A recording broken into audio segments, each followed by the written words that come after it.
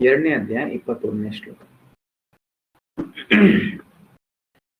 Almost 13ನೇ ಶ್ಲೋಕದಿಂದ ಈ ಒಂದು ಆತ್ಮದ ಬಗ್ಗೆ ಹಲವಾರು ವಿಧದಲ್ಲಿ ನಾವು ಅರ್ಥ ಮಾಡ್ಕೊಳ್ಳೋದಕ್ಕೆ ಪ್ರಯತ್ನ ಮಾಡ್ತೀವಿ. ಕೃಷ್ಣನ ಹಲವಾರು ರೀತಿಯಲ್ಲಿ ಇದನ್ನ ನಮಗೆ ಹೇಳ್ಕೊಡ್ತೀವಿ. ಅಂದ್ರೆ ಏನಕ್ಕೆ ಆತ್ಮದೃಷ್ಟಿ ಅಂದ್ರೆ ನಿತ್ಯಂ ಭಾಗವತ ಸೇವೆಯ ಅಂತಾರೆ.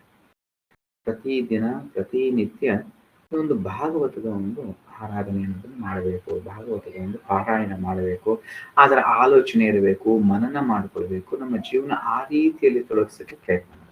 ಅವಾಗ ಕಾಲಕ್ರಮೇಣ ನಮಗೆ ಸಾಕ್ಷಾತ್ಕಾರ ಅನ್ನೋದು ವೆರಿ ಸಿಂಪಲ್. ಸೊ ಕೃಷ್ಣನೇ ಎಷ್ಟು ವಿಧದಲ್ಲಿ ಅನ್ನೋದನ್ನ ಇಲ್ಲಿ ನೋಡ್ಬೋದು. ಹಲವಾರು ಗುಣಗಳಾಗಿರ್ಬೋದು, ಅದರ ಲಕ್ಷಣಗಳಾಗಿರ್ಬೋದು, ಮತ್ತೆ ಆಲೋಚನೆ, ಜ್ಞಾನಿಗೂ ಅಜ್ಞಾನಿಗಿರುವ ವ್ಯತ್ಯಾಸಗಳು, ನೋಡುವ ದೃಷ್ಟಿ, ಹಲವಾರು ವಿಧದಲ್ಲಿ ಈ ಆತ್ಮ ಮತ್ತೆ ಈ ಒಂದು ದೇಹ, ಭೌತಿಕ ಆಧ್ಯಾತ್ಮಿಕ, ಇದರ ವ್ಯತ್ಯಾಸವನ್ನು ತಿಳಿಸ್ತಾ ಹೋಗ್ತಾರೆ. ಇದನ್ನ ಎಷ್ಟು ಹೆಚ್ಚಿಗೆ ನಾನು ಅರ್ಥ ಮಾಡ್ಕೊಳ್ಳೋದಕ್ಕೆ ಶಕ್ತನಾಗ್ತೇನೆ ಅಂದ್ರೆ ಎಷ್ಟು ನನ್ನಲ್ಲಿ ದಿವ್ಯತ್ವ ಇರುತ್ತೆ ಅಷ್ಟರ ಮಟ್ಟಿಗೆ ಮಾತ್ರನೇ ಸಾಧ್ಯವಾಗುತ್ತೆ.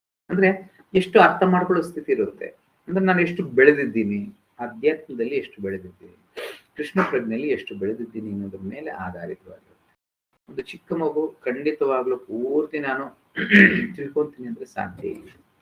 ಸೊ ಆ ಮಗು ಬೆಳಿಬೇಕು, ಖಂಡಿತ ಬೆಳಿಬೇಕು. ಬೆಳೀತಾ ಆ ಒಂದು ಮೆಚುರಿಟಿ ಅನ್ನೋದು ಆಗ್ತಾ ಹೋಗುತ್ತೆ. ಅರ್ಥ ಮಾಡ್ಕೊಳ್ಳುವ ಒಂದು ಸ್ಥಿತಿ ಅನ್ನೋದು ಬದಲಾವಣೆ ಆಗ್ತಾ ಇರುತ್ತೆ. ಅದಕ್ಕೆ ಇನ್ನೂ ಬರುವಷ್ಟು ಇನ್ನೂ ಹಲವಾರು ವಿಧದಲ್ಲಿ ಕೃಷ್ಣನು ತಿಳಿಸ್ತಾ ಹೋಗ್ತಾನೆ. ಹೇಳ್ಬೋದು, ಇದನ್ನ ನೋಡ್ಬೋದು. ಆಲ್ಮೋಸ್ಟ್ 16, 17, 18 ಈ ರೀತಿಯಲ್ಲಿ ನೋಡುವಾಗ ಎಲ್ಲೋ ಸಿಮಿಲಾರಿಟಿ ಒಂದೇ ರೀತಿಯಲ್ಲೇ ಇದೆ ಅನ್ಸುತ್ತೆ. ಎಸ್, ಅಜ್ಞಾನಿ ಆದಾಗ ಎಲ್ಲ ಒಂದೇ ರೀತಿ ಇದೆ ಅನ್ಸುತ್ತೆ.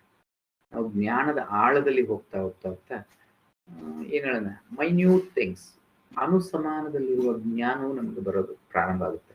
ಅವ್ರು ಚಿಕ್ಕ ವ್ಯತ್ಯಾಸ ಸಾಕು ನಮ್ಮ ಜೀವನದಲ್ಲಿ ಹಲವಾರು ದೊಡ್ಡ ಬದಲಾವಣೆಗಳು, ಪರಿವರ್ತನೆಗಳನ್ನು ಮಾಡಕ್ಕೆ ಸಾಧ್ಯ.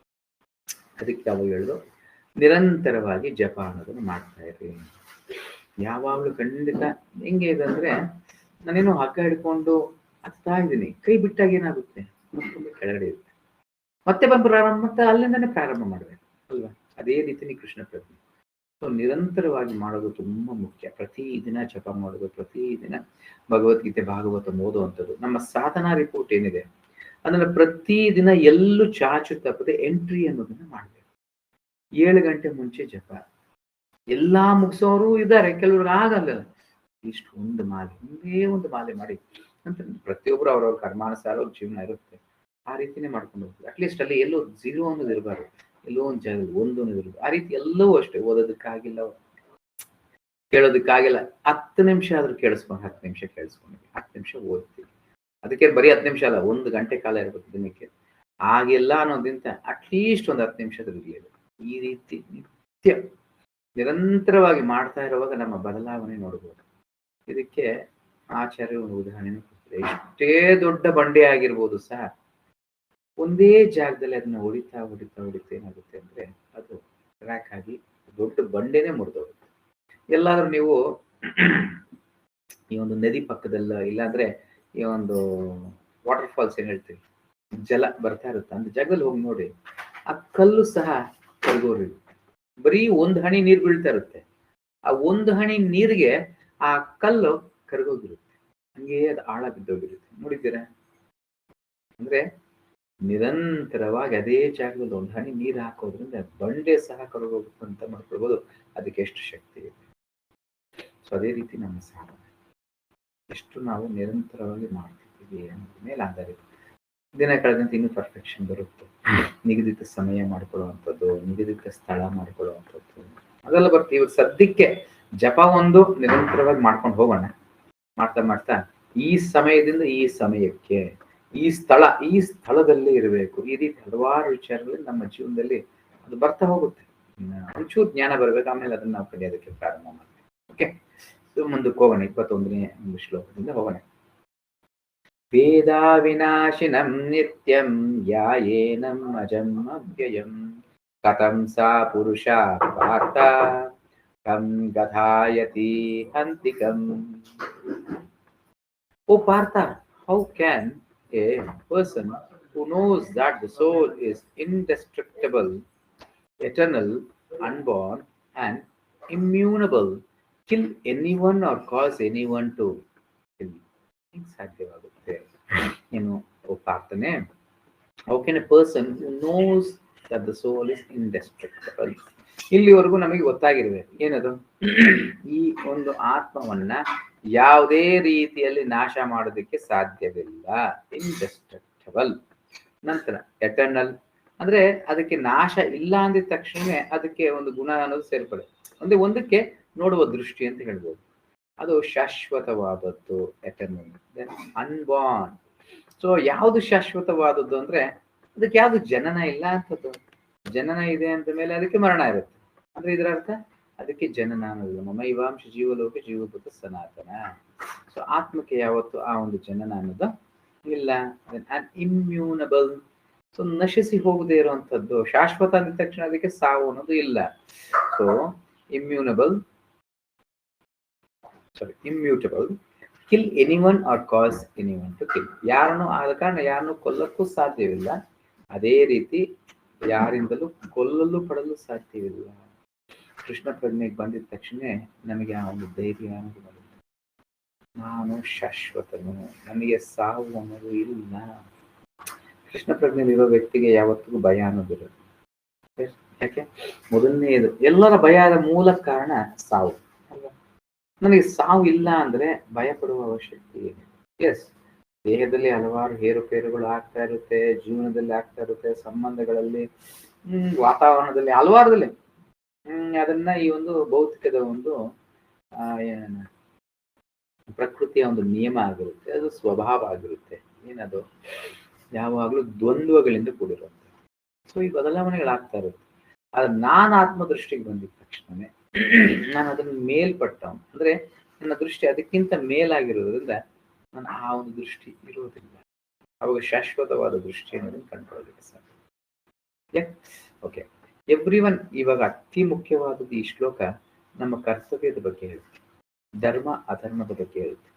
ಯಾವ ಸ್ಥಳದಲ್ಲಿ ನಾನು ಹೆಂಗ್ ನಡ್ಕೊಳ್ಬೇಕು, ಹಿಂಸೆ ಅನ್ನೋದು ಎಷ್ಟರ ಮಟ್ಟಿಗೆ ಮುಖ್ಯ, ಅಹಿಂಸೆ ಅನ್ನೋದು ಎಷ್ಟರ ಮುಖ್ಯ, ಹಿಂಸೆ ಅನ್ನೋದು ಅಷ್ಟೇ ಮುಖ್ಯ. ಮೊನ್ನೆ ದಿವಸದಲ್ಲಿ ನಾವು ಚರ್ಚೆ ಮಾಡ್ತೀವಿ. ಈಗ ನಾನು ವ್ಯವಸಾಯ ಮಾಡ್ತೀನಿ ಅನ್ನುವಾಗ ಅಲ್ಲಿ ಒಂದು ಇದು ಮಾಡ್ತಿರ್ತೀನಿ, ಏನೋ ಒಂದು ಭತ್ತವನ್ನು ಬೆಳೀತಾ ಇರ್ತೀನಿ. ಆ ಭತ್ತವನ್ನು ಬೆಳೆಯುವಾಗ ಮುಖ್ಯವಾಗಿ ನಾನು ಏನ್ ಮಾಡ್ಬೇಕು? ಪಕ್ಕದಲ್ಲಿ ಹಲವಾರು ಕಳೆ ಅನ್ನೋದು ಬೆಳೀತಾ ಇರುತ್ತೆ, ಅದನ್ನ ಕಿತ್ತಾಕ್ಬೇಕು. ಅದನ್ನ ಕಿತ್ತಾಕಿದ್ರೆ ಮಾತ್ರನೇ ಆ ಬೆಳೆ ಅನ್ನೋದು ಬೆಳೀತದೆ, ಇಲ್ಲ ಅಂದ್ರೆ ಬೆಳೆಯೋದಿಲ್ಲ. ವೆರಿ ಸಿಂಪಲ್, ಅರ್ಥ ಆಗ್ತದೆ. ಇದ್ರ ಅರ್ಥ ಏನು? ಧರ್ಮ ಅಧರ್ಮ. ಯಾವಾಗ ಧರ್ಮ ಬೆಳಿಬೇಕು ಅಂದ್ರೆ ಅಧರ್ಮ ಜೊತೆಗೆ ನಾನು ಧರ್ಮವನ್ನು ಬೆಳೆಸ್ತೀನಿ, ಖಂಡಿತ ಸಾಧ್ಯ. ಕಳೆಯೊಂದಿಗೆ ನಾನು ಭತ್ತವನ್ನು ಬೆಳೆದು ಬಿಡ್ತೀನಿ, ಆಗೋದಿಲ್ಲ. ನೀವು ಎಷ್ಟೇ ಗೊಬ್ಬರ ಕೊಟ್ಟರು ಸರಿ, ಏನ್ ಕೊಟ್ಟರು ಸರಿ, ಇದ್ರ ಪೌಷ್ಟಿಕಾಂಶ ಎಲ್ಲ ಇದು ಹಿಡ್ಕೊಳ್ತಾ ಇರುತ್ತೆ, ಖಂಡಿತ ಆ ಒಂದು ಗಿಡ ಬೆಳೆಯೋದಿಲ್ಲ. ಅರ್ಥ ಆಗ್ತದೆ? ಇದು ನಮ್ಮ ಸಮಾಜದ ದೃಷ್ಟಿನೂ ಅಷ್ಟೇ. ತುಂಬಾ ಮುಖ್ಯವಾದದ್ದು ಈ ಜ್ಞಾನ ಕಲಿಯುವಂಥದ್ದು. ಕೆಲವು ಹೇಳ್ತಾರೆ ಕೆಟ್ಟವ್ರನ್ನೆಲ್ಲ ಇದು ಮಾಡಕ್ಕಾಗುತ್ತಾ, ಹಿಂಗ್ ಮಾಡಕ್ಕಾಗಲ್ಲ, ಅಧರ್ಮಿಗಳನ್ನ ಇದನ್ನು ಎಲ್ಲರೂ ಒಟ್ಟಿಗೆ ಇರಬೇಕು, ಹೊಂದ್ಕೊಂಡಿರ್ಬೇಕು, ಸಾಧ್ಯನೇ ಇಲ್ಲ. ಧರ್ಮ ಬೆಳಿಬೇಕು ಅಂದ್ರೆ ಅಧರ್ಮ ನಿರ್ಮಾಣ ಇಲ್ಲ ಅಂದ್ರೆ ಆ ಒಂದು ಅಧರ್ಮ ಏನ್ ಮಾಡುತ್ತೆ? ಧರ್ಮವನ್ನ ಹಾಳು ಮಾಡ್ತಾ, ಇಲ್ಲ ಧರ್ಮವನ್ನ ನಶಿಸ್ತಾ ನೀವು ಅಧರ್ಮ ಅನ್ನೋದು ಬೆಳ್ಕೊಂಡು ಹೋಗ್ತಾರೆ. ಇವತ್ತು ನಮ್ಮ ಒಂದು ಭಾರತ ದೇಶದಲ್ಲಿ ಅದನ್ನ ನಾವು ನೋಡ್ಬೋದು, ಕರೆಕ್ಟ್ ಕಾಣಿಸ್ತದೆ. ಕಣ್ಣಿಗೆ ಇದ್ರ ತರ ನಮ್ಮ ಎದುರುಗಳನ್ನೇ ಕಾಣಿಸ್ತಾ ಇದೆ. ಹಲವಾರು ರಾಜ್ಯಗಳಲ್ಲಿ ಯಾವ್ಯಾವ ರೀತಿ ಏನೇನ್ ಆಗ್ತಾ ಇದೆ, ಪ್ರಪಂಚದಲ್ಲಿ ಯಾವ ರೀತಿ ಆಗ್ತಾ ಇದೆ. ಏನಕ್ಕೆ? ಎಲ್ಲರೂ ಒಂದೇ, ಎಲ್ಲರೂ ಒಂದೇ. ವಿದ್ಯಾವಿನಯ ಸಂಪನ್ನೆ ಬ್ರಾಹ್ಮಣಿ ಗವಿಯಸ್ತಿನಿ ಶುರಿಚ ಪಾಕಿಚ ಖಂಡಿತ ಸಮದರ್ಶಿ ಎಲ್ಲರೂ ಕೃಷ್ಣನ ಒಂದು ಅಂಶನೇ. ಆದ್ರೆ ಅವರ ಕರ್ಮಾನುಸಾರವಾಗಿ ಅವರು ಆ ಒಂದು ದೇಹವನ್ನು ಪಡ್ಕೊಂಡಿರ್ತದೆ. ಸೊ ಈ ಉದಾಹರಣೆ ನಾವು ಕೃಷ್ಣ ಪ್ರಜ್ಞೆಯಲ್ಲೂ ಅಷ್ಟೇ. ನಾನು ಎಲ್ಲರನ್ನೂ ನೀವು ದೀಕ್ಷೆ ತಗೊಂಡ್ಲೇಬೇಕು ಅಂತ ಹೇಳಕ್ಕಾಗುತ್ತೆ? ಖಂಡಿತ ಸಾಧ್ಯವಿಲ್ಲ. ಅವರವ್ರ ಹಂತದಲ್ಲೇ ಇರ್ತಾರೆ, ಅದರ ತಕ್ಕಂಗೆ ಮಾರ್ಗದರ್ಶನ ಕೊಡಬೇಕು. ಕೆಲವು ಜೀವನದಲ್ಲಿ 4 ಮಾಲೆ ಮೇಲೆ ಆಗಲ್ಲ, ಇಲ್ವಾ ಅಂದ್ರೆ ನೆಕ್ಸ್ಟ್ ಲೆವೆಲ್ ಬರಕ್ ಆಗೋದೇ ಇಲ್ಲ, ಮಾಂಸ ಭಕ್ಷಣೆ ಬಿಡಕ್ಕೆ ಆಗಲ್ಲ. ಅವ್ರ ವಾತಾವರಣದಲ್ಲಿ ಹುಟ್ಟಿರ್ತಾರೆ, ರೈಟ್, ಸಾಕು. ಸೊ ಎಲ್ಲೆಲ್ಲಿ ಯಾವ್ಯಾವ್ದನ್ನ ಹೆಂಗೆ ಸ್ವೀಕರಿಸ್ಕೊಳ್ಬೇಕು, ಕೆಲವೊಂದು ವಿಚಾರಗಳು ತುಂಬಾ ಮುಖ್ಯವಾಗಿದೆ. Yes, everything has its proper utility. ಎಲ್ಲದಕ್ಕೂ ಅದರದ್ದೇ ಆದ ಒಂದು ಯುಟಿಲಿಟಿ. ಯುಟಿಲಿಟಿ ಅಂದ್ರೆ ಉಪಯೋಗ ಅನ್ನೋದು ಆಗುತ್ತೆ. ಪ್ರಾಪರ್, ಸರಿಯಾದ ಉಪಯೋಗ. ಒಂದೊಂದಕ್ಕೂ ಒಂದೊಂದು ತರದ ಉಪಯೋಗ ಇದೆ.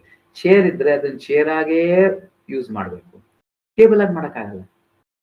ಟೇಬಲ್ ಇದ್ದಾಗ ಅದನ್ನ ಟೇಬಲ್ ಆಗಿ ಉಪಯೋಗಿಸ್ಬೇಕು, ಚೇರ್ ಆಗಿ ಉಪಯೋಗಿಸಕ್ಕಾಗಲ್ಲ. ಇನ್ನೊಂದು ವಿಚಾರ, ಸ್ತ್ರೀ ಆದವಳು ಸ್ತ್ರೀಯಾಗಿ, ಪುರುಷನಾದವನು ಪುರುಷನಾಗಿ ಇರಬೇಕು. ಪುರುಷ ಸ್ತ್ರೀ ಆದ್ರೂ ಸಮಾಜ ಕೆಟ್ಟೋಗುತ್ತೆ, ಸ್ತ್ರೀ ಪುರುಷನಾದ್ರೂ ಸಮಾಜ ಕೆಟ್ಟೋಗುತ್ತೆ. ತುಂಬಾ ಮುಖ್ಯ. ಈ ಜ್ಞಾನ ಬರ್ಬೇಕಂದ್ರೆ ಭಗವದ್ಗೀತೆ ಇರಬೇಕು. ಭಗವದ್ಗೀತೆ ಇಲ್ಲದೆ ಎಂತ ಸಾಮಾನ್ಯ ಜ್ಞಾನ? ಇದು ಸಾಮಾನ್ಯ ಜ್ಞಾನ, ಇದು ಬೇಸಿಕ್, ಮನುಷ್ಯನಾಗಿರೋಕೆ ಬೇಸಿಕ್ ಜ್ಞಾನ. ಆದ್ರೆ ಆ ಜ್ಞಾನ ಇಲ್ಲ ಅಂದ್ರೆ ಎಲ್ಲಿಂದ ನಮ್ಮ ಮನುಷ್ಯತ್ವ ಇರುತ್ತೆ, ಎಲ್ಲಿಂದ ಮನುಷ್ಯರಾಗಿ ನಾವು ಜೀವಿಸಕ್ಕೆ ಸಾಧ್ಯ? C, everything has its proper utility. ಪ್ರತಿಯೊಂದಕ್ಕೂ ಅದರದೇ ಆದ ಪ್ರತ್ಯೇಕತೆ ಉಪಯೋಗ ಅನ್ನೋದಿದೆ. ಅದರ ರೀತಿಯಲ್ಲಿ ನಾನು ಬಳಸ್ಬೇಕು. And a man who is situated in complete knowledge knows how and where to apply a thing for its proper utility. ಅತಿ ಮುಖ್ಯವಾದದ್ದು ನೋಡ್ಬೋದು.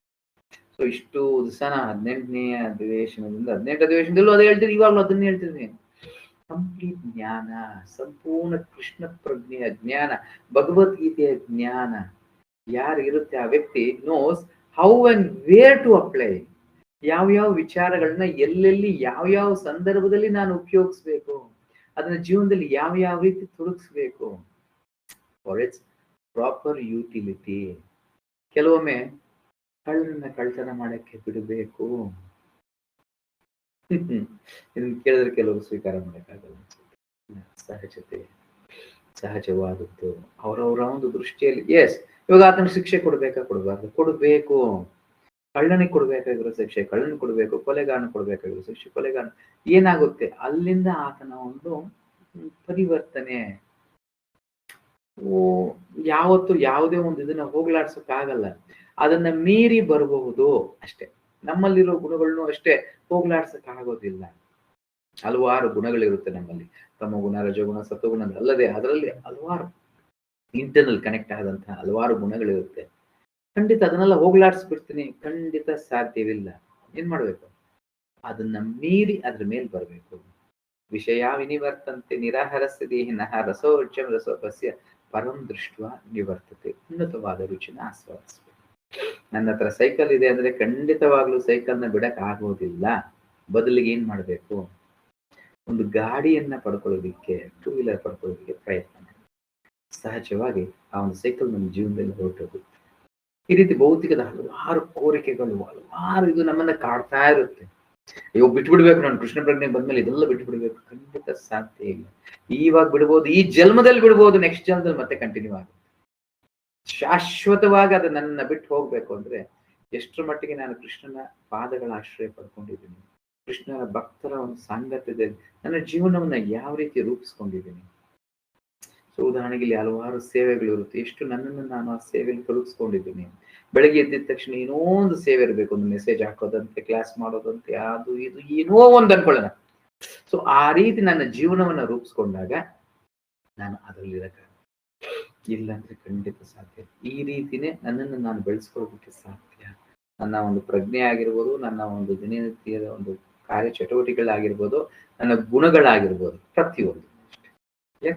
Similarly violence also has its utility. ನೋಡಿ ಪ್ರಭುಪಾದರು ಒಂದೊಂದು ವಾಕ್ಯ ಎಷ್ಟು ಸ್ಪಷ್ಟವಾಗಿ ನಮಗೆ ಜೀವನವನ್ನು ರೂಪಿಸ್ಬಿಡುತ್ತೆ.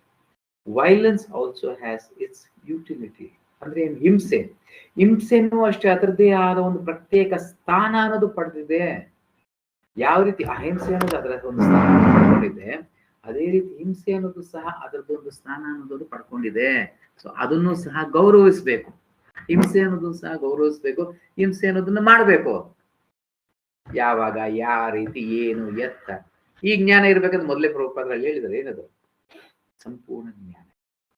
ಆವಾಗ ಯಾವ್ಯಾವುದನ್ನ ಯಾವ ರೀತಿ ಬಳಸ್ಬೇಕು ಅನ್ನೋದು ಗೊತ್ತಾಗುತ್ತೆ. ಭೌತಿಕದ ಒಂದು ಜ್ಞಾನದಿಂದ ಖಂಡಿತ ತಪ್ಪುಗಳನ್ನ ಮಾಡ್ತಾನೆ ಇರ್ತೀವಿ ನಮ್ಮ ಜೀವನದಲ್ಲಿ. ಎಷ್ಟು ಹೆಚ್ಚಿಗೆ ನನ್ನ ಪ್ರಜ್ಞೆನ ಶುದ್ಧೀಕರಣ ಮಾಡ್ಕೊಂಡು ಎಷ್ಟು ಹೆಚ್ಚು ಜಪ ಮಾಡ್ತೀನಿ ಅಷ್ಟು ಹೆಚ್ಚು ಸಾಧ್ಯ. How to apply violence rest with a person in knowledge. ನೋಡಿ ಎಷ್ಟು ಒಂದೊಂದು ವಾಕ್ಯ ಎಷ್ಟು ಅದ್ಭುತವಾಗಿ ರಚಿಸಿರ್ತಾರೆ. How to apply violence. ಹಿಂಸೆ ಅನ್ನೋದು ಯಾವ ರೀತಿ ನಾನು ಪ್ರಕ್ರಿಯೆಗೊಳಿಸ್ಬೇಕು, ಯಾವ ರೀತಿ ನನ್ನ ಜೀವನದಲ್ಲಿ ಹಿಂಸೆ ಅನ್ನೋದನ್ನ ಮಾಡಬೇಕು, with the proper, with the person in knowledge. ಯಾವಾಗ ಆ ವ್ಯಕ್ತಿಗೆ ಜ್ಞಾನ ಇದೆ. ಸೊ ಉದಾಹರಣೆಗೆ ತಂದೆಯ ಕರ್ತವ್ಯ, ಗಂಡನ ಕರ್ತವ್ಯ, ರಾಜನ ಕರ್ತವ್ಯ, ಅಣ್ಣನ ಕರ್ತವ್ಯ, ಪ್ರತಿಯೊಬ್ಬರಿಗೂ ಒಂದೊಂದು ಸ್ಥಾನ ಅನ್ನೋದಿರುತ್ತೆ. ಆ ಸ್ಥಾನದಲ್ಲಿ ನಾನು ಯಾವ ರೀತಿ ನನ್ನನ್ನು ನಾನು ತೊಡಸ್ಕೊಳ್ತಿದ್ದೀನಿ, ಹೆಂಗ್ ಮಾಡ್ತಿದ್ದೀನಿ, ಇದೆಲ್ಲ ಆಗುತ್ತೆ. ಸೊ ಅದಕ್ಕೆ ಜ್ಞಾನ ಇರಬೇಕು. ಭಗವದ್ಗೀತೆ ಜ್ಞಾನ ನಮ್ಮನ್ನ ಆಧ್ಯಾತ್ಮಿಕವಾಗಿ ಎಷ್ಟು ಮಟ್ಟಿಗೆ ಬೆಳೆಸುತ್ತೋ ಇಲ್ಲೋ ಗೊತ್ತಿಲ್ಲ. ಭೌತಿಕದಲ್ಲಿ ಮಾತ್ರ ಪರಿಪೂರ್ಣತೆ ಅನ್ನೋದು ಮಾಡಬಹುದು.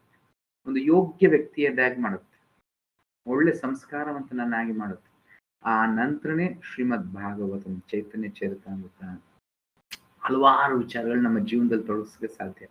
ಭಗವದ್ಗೀತೆನೇ ನನ್ನ ಜೀವನದಲ್ಲಿ ಇನ್ನೂ ನಾನು ಅರ್ಥ ಮಾಡ್ಕೊಳ್ಳೋ ಸ್ಥಿತಿಯಲ್ಲಿ ಅಂದ್ರೆ ಮಿಕ್ಕಿದಲ್ಲ. Although the justice of the peace awards capital punishment to a person condemned for murder, the justice of the peace cannot be blamed because he orders violence to another person according to the codes of justice. ಯಾರೋ ಒಬ್ರು ಹತ್ಯೆಯನ್ನ ಮಾಡಿದ್ದಾರೆ. ಆ ಒಂದು court ಅಲ್ಲಿ ಏನ್ ಮಾಡ್ಲಾಗುತ್ತೆ, ಏನ್ ಮಾಡ್ತಾರೆ, ಅವರಿಗೆ ಗಲ್ಲು ಶಿಕ್ಷೆ ಅನ್ನೋದನ್ನ ಕೊಡಲಾಗುತ್ತೆ. ಕರೆಕ್ಟ್? ಅವಾಗ ತಪ್ಪಿಸ್ತನ ಇಲ್ಲ, ಕಾನೂನುಬದ್ಧವಾಗಿದ್ದಾನೆ, ನಿಯಮಬದ್ಧವಾಗಿದ್ದಾನೆ. ಸೊ ಏನ್ ಹೇಳುತ್ತೆ ಇಲ್ಲಿ ಪ್ರಾಪರ್ ನೆಕ್ಸ್ಟ್ ಹೇಳ್ತಾರೆ, ಮನು ಸಂಹಿತದಲ್ಲಿ ಏನ್ ಹೇಳಲಾಗಿದೆ. ಮನು ಸಂಹಿತ ಮನು ಕೊಟ್ಟಂತಹ ಒಂದು ನಿಯಮಗಳು, ಮನುಷ್ಯರಿಗೆ ಕೊಟ್ಟಂತ ಒಂದು ನಿಯಮಗಳು, ಯಾವ್ಯಾವ ಸಂದರ್ಭದಲ್ಲಿ ಹೆಂಗ್ ನಡ್ಕೊಳ್ಬೇಕು. ಸೊ ಇದಕ್ಕೆ ಬ್ಯಾಲೆನ್ಸಿಂಗ್ ಅನ್ನೋದು ತುಂಬಾ ಮುಖ್ಯ. ಉದಾಹರಣೆ ನಾವು ಶ್ರೀಮದ್ ಭಾಗವತ ನೋಡ್ಬೋದು. ಪ್ರಚೇತಸಲ್ಲಿ ತಪಸ್ಸಿಗೆ ಹೋಗಿರ್ತಾರೆ. ಅವ್ರು ತಪಸ್ ಮಾಡಿ ಬಂದ ನಂತರ ಇಡೀ ಪ್ರಪಂಚ ಬರೀ ಮರಗಳಿಂದ ತುಂಬೋಗಿರುತ್ತೆ. ಏನ್ ಮಾಡ್ತಾರೆ, ಇಡೀ ಆ ಮರಗಳನ್ನೆಲ್ಲ ಸುಟ್ಟಾಕ್ತಾರೆ. ಯಾಕೆ? ಬ್ಯಾಲೆನ್ಸಿಂಗ್ ಅನ್ನೋದು ಇಲ್ಲ ಅನ್ನೋ ಕಾರಣಕ್ಕೆ. ಹಲವಾರು ವಿಚಾರಗಳಲ್ಲಿ ಮತ್ತೆ ಈ ಒಂದು ಇದರಲ್ಲೂ ಅಷ್ಟೇ, ಈ ಒಂದು ಬೆಟ್ಟಗಳಿಗೆಲ್ಲನೂ ರೆಕ್ಕೆಗಳಿತ್ತು. ಸೊ ಇಂದ್ರನು ಬಂದು ತನ್ನ ವಜ್ರಾಯುಧದಿಂದ ಎಲ್ಲಾ ರೆಕ್ಕೆಗಳನ್ನ ಕತ್ತರಿಸ್ತಾನೆ. ಯಾಕೆಂದ್ರೆ ಆ ಒಂದು ಪರ್ವತಗಳು ಇಂಬ್ಯಾಲೆನ್ಸ್ ಅನ್ನೋದು ಮಾಡ್ತು ಈ ಒಂದು ಸೃಷ್ಟಿನ. ಆವಾಗ ಎಲ್ಲ ಒಂದೇ ಜಾಗದಲ್ಲಿ ಬಂದಿರೋ ಕಾರಣ ಆವಾಗ್ಲೇ ಒಂದು ಹಿರಣ್ಯಾಕ್ಷ ಬಂದು ಈ ರೀತಿ ಆಕ್ರಮಣ ಮಾಡೋದು. ಸೊ ಹಲವಾರು ವಿಚಾರಗಳನ್ನ ನಾವು ನೋಡ್ಕೊಂಡು ಹೋಗ್ಬೋದು. ನಮ್ಮ ಜೀವನದಲ್ಲೂ ಅಷ್ಟೇ, ನಮ್ಮ ಆಧ್ಯಾತ್ಮಿಕ ಜೀವನ, ಭೌತಿಕ ಜೀವನ, ನನ್ನ ಸಂಬಂಧಗಳು, ಪ್ರತಿ ಒಂದು ಅಷ್ಟೇ ಬ್ಯಾಲೆನ್ಸಿಂಗ್ ಮಾಡೋ ಕಲೆ. ಅದೊಂದು ಕಲೆ. ಎಷ್ಟರ ಮಟ್ಟಿಗೆ ಕಲೆ ಕಲಿತೀನಿ, ಎಷ್ಟರ ಮಟ್ಟಿಗೆ ನಾನು ಕೃಷ್ಣ ಪ್ರಜ್ಞೆಯಲ್ಲಿ ಬೆಳಿತೀನಿ, ಅಷ್ಟರ ಮಟ್ಟಿಗೆ ಆ ಕಲೆಯನ್ನ ಕಲಿಯೋದಕ್ಕೆ ಸಾಧ್ಯ. ಎಷ್ಟು ನಾನು ಕೃಷ್ಣನಿಗೆ ಹತ್ತನಾಗ್ತೀನಿ, ಅಷ್ಟರ ಮಟ್ಟಿಗೆ ನನಗೆ ಎಲ್ಲಾ ಸಂಬಂಧಗಳು, ಎಲ್ಲಾ ರೀತಿಯ ಜ್ಞಾನ ಪ್ರಕಟವಾಗ್ತಾ ಹೋಗುತ್ತೆ ಸಹಜತೆಯಾಗಿ. ಅದಕ್ಕೆ ಯಾವುದೋ ಗ್ರಂಥಗಳನ್ನ ಓದಿ ಮಾಡಿ ಖಂಡಿತ ಇಲ್ಲ. ಸಹಜತೆಯಾಗಿ ನಮ್ಮ ಜೀವನದಲ್ಲಿ ಅದನ್ನೆಲ್ಲ ಬೆಳೆಸ್ಕೊಂಡು ಹೋಗುತ್ತೆ. In Manu Samhita, the law book for mankind, it is supported that a murderer should be condemned to death so that in his next life he will not have to suffer for the great sin he has committed. Manu Samhita ಹೇಳುತ್ತೆ, ಯಾರು ಒಂದು ಕೊಲೆ ಅನ್ನೋದು ಮಾಡಿದ್ದಾನೆ ಖಂಡಿತವಾಗ್ಲು ಆತನಿಗೆ ಮರಣದಂಡನೆನೇ ಕೊಡ್ಬೇಕು. ಯಾಕೆ? ಆ ಮರಣದಂಡನೆ ಕೊಟ್ರೆ ನೆಕ್ಸ್ಟ್ ಜನ್ಮದಲ್ಲಿ ಆ ಒಂದು ಶಿಕ್ಷೆನ ಅನುಭವಿಸೋಕ್ಕೋಸ್ಕರ ಇಡೀ ಒಂದು ಜನ್ಮವನ್ನ ಆತ ವ್ಯರ್ಥ ಮಾಡುವ ಅವಶ್ಯಕತೆ ಇಲ್ಲ. ಉದಾಹರಣೆಗೆ ಯಾರಾದ್ರೂ 4 ಕೊಲೆ ಅನ್ನೋದನ್ನ ಮಾಡಿದ್ದಾನೆ ಅಂತ ತಿಳ್ಕೊಳ್ಳೋಣ. ಏನ್ ಮಾಡ್ಬೇಕು? ಆಗಿನ ಕಾಲದಲ್ಲಿ ರಾಜರು ಏನ್ ಮಾಡ್ತಾರೆ, ಅವ್ರಿಗೆ 4 ಬಾರಿ ಮರಣದಂಡನೆ ಅನ್ನೋ ಒಂದು ಶಿಕ್ಷೆನ ವಿಧಿಸ್ತಾರೆ. ಆವಾಗ ಆ ಒಂದು ನೀರಲ್ಲಿ ಎತ್ಕೊಂಡು ಹೋಗ್ಬಿಟ್ಟು ಆತನ್ನ ತಲೆನ ಮುಳುಗಿಸ್ಬಿಡ್ತಾ ಇದ್ರು. ಇನ್ನೇನ್ ಕೊನೆಯ ಉಸಿರು ಸತ್ತೋಗ್ತಾನೆ ಅನ್ನೋವಾಗ ಮತ್ತೆ ಮೇಲೆ ಎತ್ಬಿಡ್ತಾ ಇದ್ರು. ಮತ್ತೆ ಉಸಿರಾಡೋ ಅವಕಾಶ ಕೊಟ್ಟು ಮತ್ತೊಮ್ಮೆ ಅದನ್ನ ಮಾಡ್ತಿದ್ರು. ಉದಾಹರಣೆಗೆ 3ನೇ ಬಾರಿಗೆ ಆತ ಏನಾದ್ರು ಸತ್ತೋದ ಅಂತ ತಿಳ್ಕೊಳ್ಳಿ. ಆ ರಾಜ ಬಂದು ದುಃಖಿಸ್ತಾ ಇದ್ದ, ಶೋ ಅನ್ಯಾಯವಾಗಿ ಇನ್ನೊಂದು ಬಾರಿ ಕೊಲ್ಲಿಲ್ವೇ ಆತನ್ನ. ಯಾಕೆಂದ್ರೆ ಅದಕ್ಕೋಸ್ಕರ ಇನ್ನೊಂದು ಜನ್ಮ ಪಡ್ಕೊಳ್ಬೇಕಾಗುತ್ತೆ. ರಾಜನ ಕರ್ತವ್ಯ ಕರುಣೆ ತುಂಬಿರೋನು. ಸೊ ಅಲ್ಲಿ ಹಿಂಸೆ ಅಂತ ನೋಡಬಾರ್ದು. ಯಾವ ರೀತಿ ಆತನಿಗೆ ಶಾಶ್ವತವಾಗಿ ಆತನ ಆ ಒಂದು ಒಲಿತನ್ನ ನೋಡುವಂತವನು ರಾಜನಾಗಿರ್ತಾನೆ. ಇದೆಲ್ಲ ತಿಳ್ಕೊಳ್ಬೇಕು ಅಂದ್ರೆ ಮೊದಲು ನಮಗೆ ಒಂದು ಜ್ಞಾನ ಅನ್ನೋದು ಬರಬೇಕು. Therefore, the king's punishment of hanging a murderer is actually beneficial. ಆದ ಕಾರಣ ಒಂದು ರಾಜ ಬಂದ್ಬಿಟ್ಟು ಮರಣದಂಡನೆ ಕೊಡ್ತಿದ್ದಾನೆ ಅಂದ್ರೆ ಖಂಡಿತ ಆತ ಉಪಕಾರ ಮಾಡ್ತಿದ್ದಾನೆ, ಆತನ ಜೀವನದಲ್ಲಿ ಉಪಕಾರ ಮಾಡ್ತಿರ್ತಾನೆ, ಆತನ ಕರುಣೆಯಿಂದ ಆ ಒಂದು ಶಿಕ್ಷೆಯನ್ನು ಕೊಡ್ತಿದ್ದಾನೆ. Similarly, when Krishna orders fighting, it must be concluded that violence is for supreme justice. ಅದೇ ರೀತಿನೇ ಇಲ್ಲಿ ಕೃಷ್ಣನು ಯುದ್ಧ ಮಾಡಬೇಕು ಅಂತ ಹೇಳ್ತಿದ್ದಾನೆ ಅಂದ್ರೆ ಅದು ಉನ್ನತವಾದ ನ್ಯಾಯವಾದ ಒಂದು ಧರ್ಮಬದ್ಧವಾದ ಒಂದು ಕಾರ್ಯವಾಗಿರುತ್ತೆ. Supreme justice. And thus, Arjuna should follow the instruction, knowing well that such violence committed in the act of fighting for Krishna is not violence at all, because at any rate the man, or rather the soul, cannot be killed.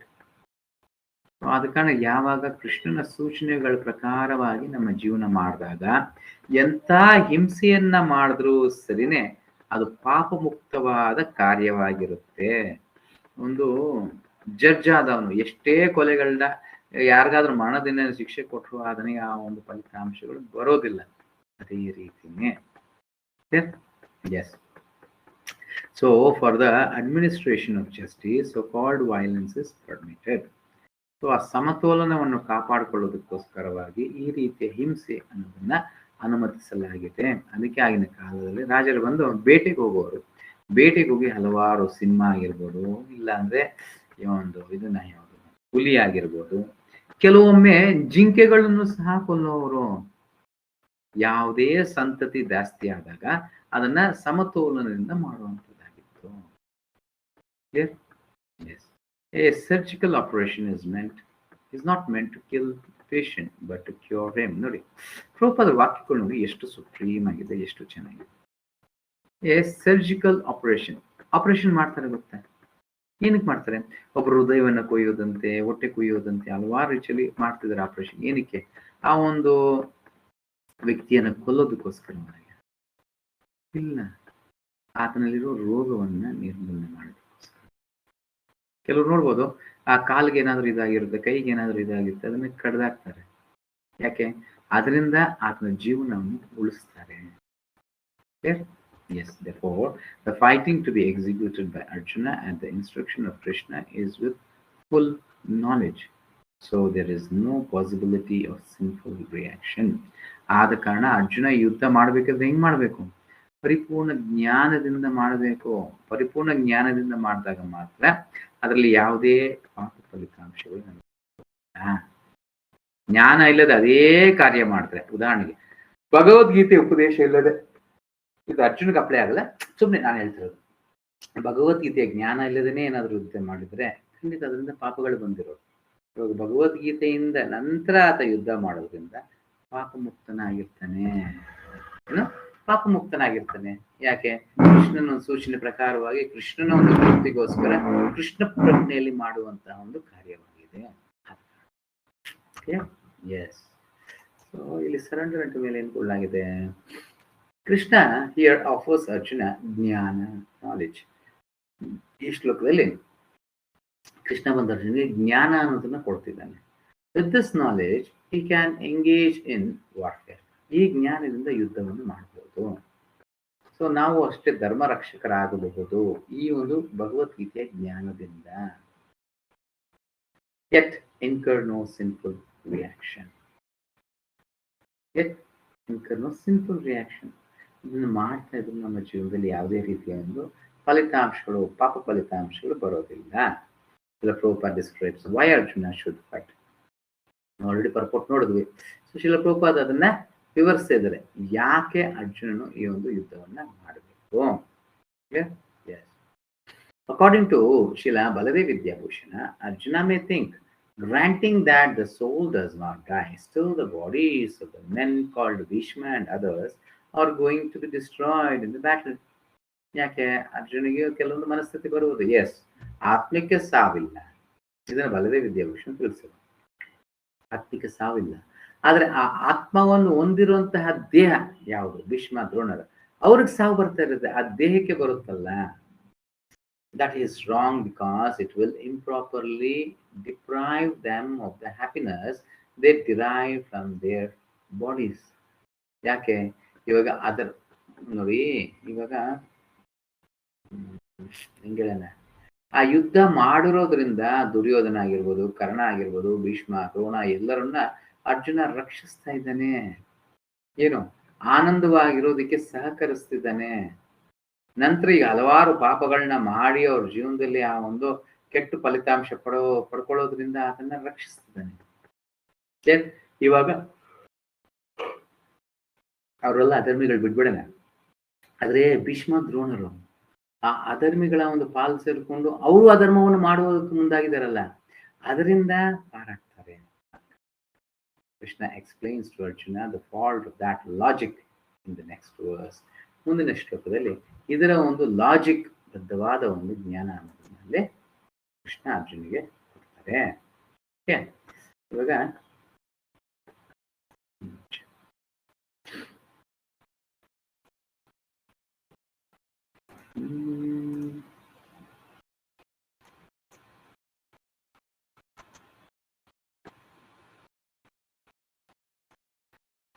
Vishwanath ಚಕ್ರವರ್ತಿ ಠಾಕೂರ್ ಒಂದು notes ಕಾಣಿಸ್ತಾ ಇದೆಯಾ?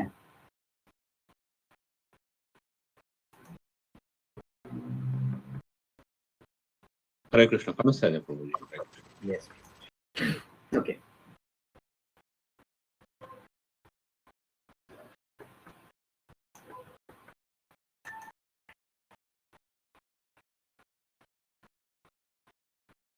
ಹರೇ ಕೃಷ್ಣ ಪ್ರಭುಜಿ.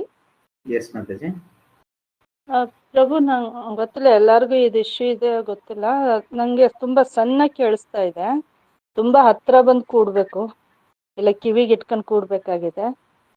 ಎಲ್ಲರಿಗೂ ಹಂಗೆ ಇದೆಯಾ ಮಾತಾಜಿ? ನೀವು volume ಸ್ವಲ್ಪ increase ಮಾಡ್ಕೊಬೇಕು Mataji, settings ಹೋಗಿ. ಮಿಕ್ಕಿದ ಎಲ್ರಿಗೂ ಸರಿಯಾಗಿ ಕೇಳಿಸ್ತಾ ಇದೆ, ನಮಗ್ ಸರಿಯಾಗಿ ಕೇಳಿಸ್ತಾ ಇದೆ. ಸ್ವಲ್ಪ ಕಡಿಮೆ ಕೇಳಿಸ್ತಾ ಇದೆ ಪ್ರಭು ನಮಗೂ. ಓಕೆ ಓಕೆ, ಕೇಳಿಸ್ತಾ ಇದೆ ಕ್ಲೀನ್ ಆಗಿ. ಎಸ್, ಅಂದ್ರೆ ಒಬ್ಬರಿಗೆ ಕೇಳಿಸ್ತಾ ಇದೆ ಅಂದ್ರೆ ಅದರ ಅರ್ಥ ಎಲ್ಲರಿಗೂ ಕೇಳಿಸುತ್ತೆ ಅಂತ ಅಷ್ಟೇ. Very simple. ನನಗೆ ಕೇಳಿಸ್ತಿಲ್ಲ ಅಂತ ಹೇಳೋ ಅವಶ್ಯಕತೆ ಇಲ್ಲ. ಒಬ್ರಿಗೆ ಕೇಳಿಸ್ತಿದೆ ಅಂದ್ರೆ ಅವರ ಒಂದು ಡಿವೈಸ್ ಅಲ್ಲಿ ವಾಲ್ಯೂಮ್ ಏನಾದ್ರು ಇನ್ಕ್ರೀಸ್ ಮಾಡ್ಕೊಳ್ಬೇಕು, ನೋಡ್ಕೊಳ್ಬೇಕು. ಇಲ್ಲ ಸೆಟ್ಟಿಂಗ್ಸ್ ಇಲ್ಲ, ಫುಲ್ ಇದೆ ಪ್ರಭು ವಾಲ್ಯೂಮ್, ಅದಕ್ಕೆ ಕೇಳಿದೆ. ಅವಾಗ ನಿಮ್ ಫೋನಲ್ಲಿ ಏನೋ ಚೆಕ್ ಮಾಡ್ಕೊಳ್ಬೇಕು ಮಾತಾಜಿ. ಯಾಕಂದ್ರೆ ನನ್ನ ಕಡೆಯಿಂದ ಕ್ಲಿಯರ್ ಆಗಿದೆ. ಒಬ್ರಿಗೆ ಕೇಳಿಸ್ತಾ ಇದೆ ಅಂದ್ರೆ ಎಲ್ಲರೂ ಕೇಳಿಸ್ಬೇಕು ಅಷ್ಟೇ. ಕೇಳಿಸ್ತಾ ಇಲ್ಲ ಅಂದ್ರೆ ಅಲ್ಲಿ ಕೆಳಗಡೆ ಆಪ್ಷನ್ ಇದೆ ಸ್ಪೀಕರ್ ಅಂತ, ಅದ ಆನ್ ಮಾಡ್ಕೋಬೇಕು. ಹೌದಾ, ಸರಿ ಆಯ್ತು. ಫೋನ್ ಅಂತ ಇದ್ರೆ ಸ್ವಲ್ಪ ಕಡಿಮೆ ಕೇಳಿ ಬರುತ್ತೆ. ಸ್ಪೀಕರ್ ಅಂತ ಆನ್ ಮಾಡಿದ್ರೆ ಸೌಂಡ್ ಚೆನ್ನಾಗಿ ಬರುತ್ತೆ. ಸ್ಪೀಕರಿಗೆ ಇದೆ ಮಾತಾಜಿ. ಸ್ಪೀಕರ್ ಅಲ್ಲಿ ಇದೆ ಅಂದ್ರೆ ಇಲ್ಲ, ನೀವು ಚೆಕ್ ಮಾಡ್ಕೊಳ್ಬೇಕು ಮಾತಾಜಿ. ಮಧ್ಯದಲ್ಲಿ ಬೇರೆ ಚರ್ಚೆ ಬೇರೆ, ನೋಡ್ಕೊಳ್ಳಿ.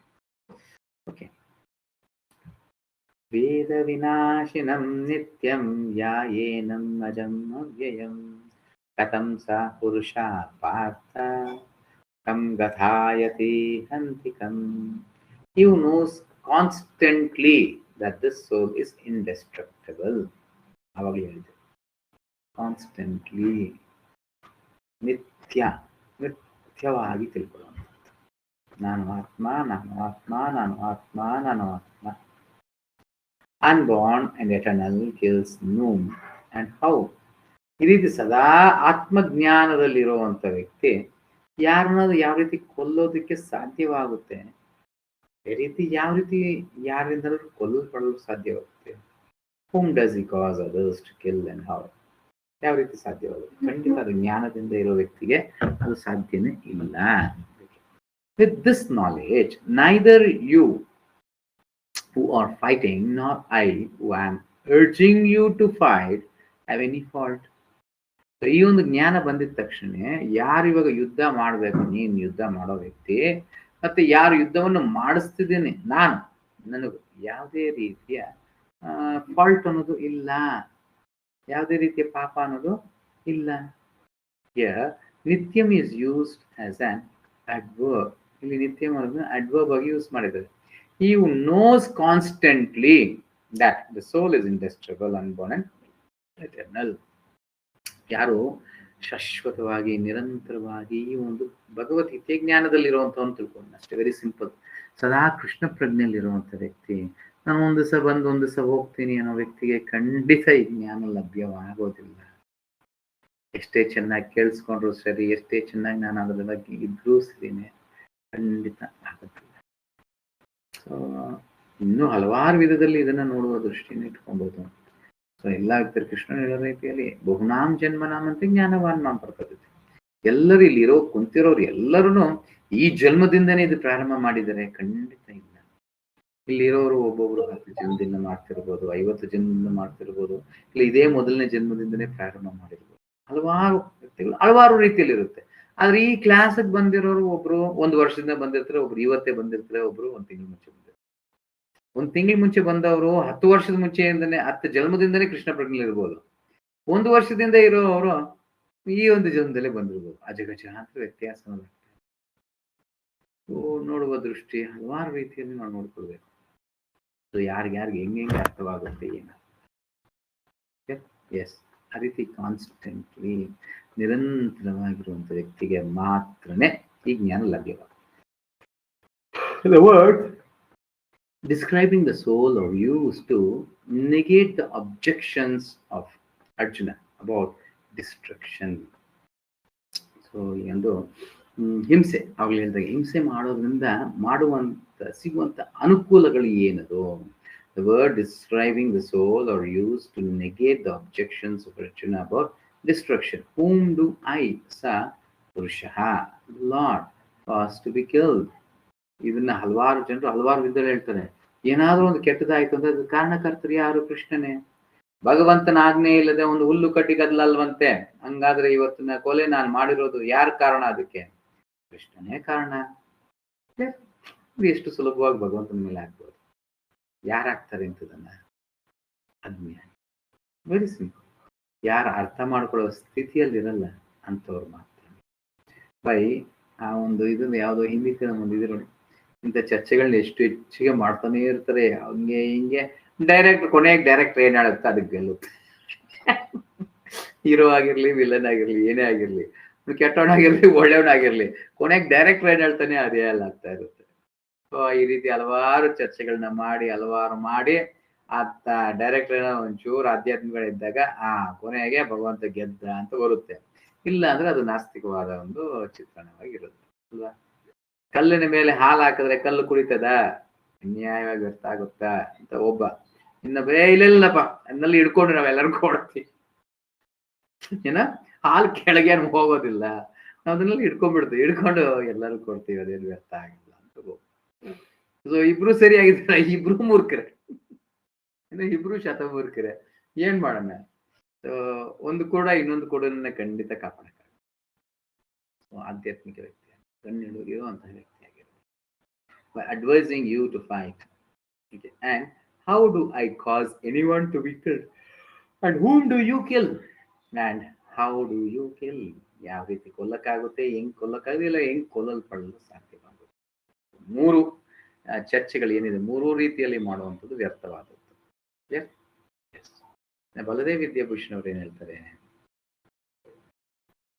You knows constantly that the soul is indestructible, unborn, and without decay, kills no one. So ಯಾರು ಅರ್ಥ ಮಾಡ್ಕೊಂತಾರೆ, ಈ ಆತ್ಮ ಬಂದು ಯಾವತ್ತೂ ನಶಿಸಿ ಹೋಗದೇ ಇರುವಂಥದ್ದು, ಜನನ ಇಲ್ಲದೆ ಇರುವಂಥದ್ದು, ಕೆಟ್ಟೋಗದೇ ಇರುವಂಥದ್ದು, ಮತ್ತೆ ಕೊಲ್ಲಲ್ಪಡುವುದೂ ಇಲ್ಲ, ಕೊಲ್ಲಲು ಸಾಧ್ಯವಿಲ್ಲ ಅಂಥವ್ರು ಯಾವ ರೀತಿಯಾಗಿ ಇದನ್ನ ಯೋಚನೆ ಮಾಡಕ್ಕೆ ಸಾಧ್ಯವಾಗುತ್ತೆ? ಜ್ಞಾನವಂತ. For how can he kill ಆತ್ಮ?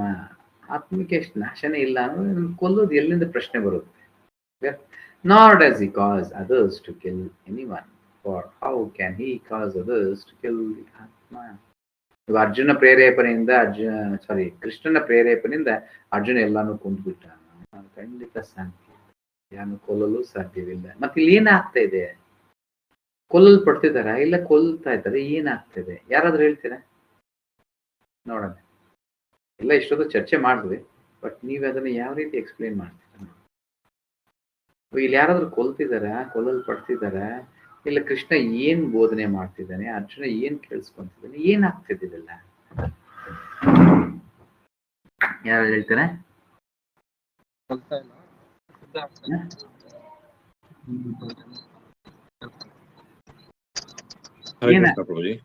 ಹರೇ ಕೃಷ್ಣ ಪ್ರಭು.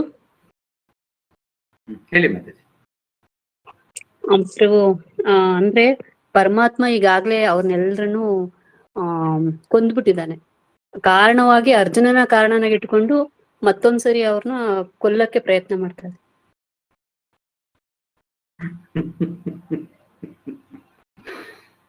ಏನ್ ಹೇಳ್ತಿದ್ರ ಮಾತಾಜಿ?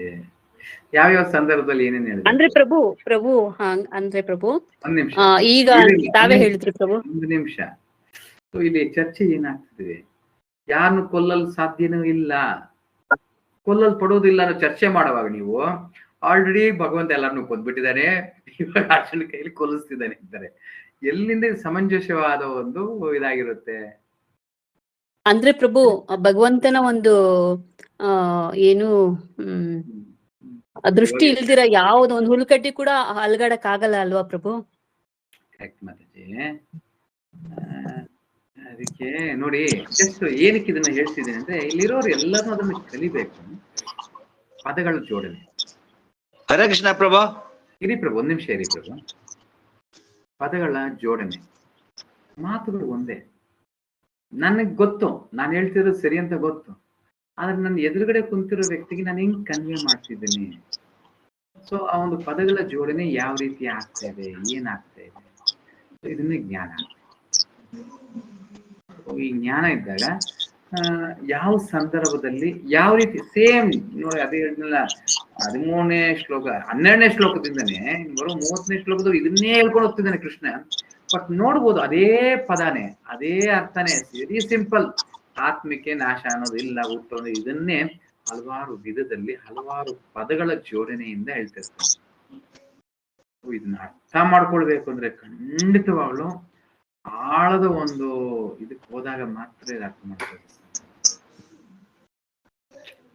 ಓಕೆ, ಎಸ್ ಹೇಳಿ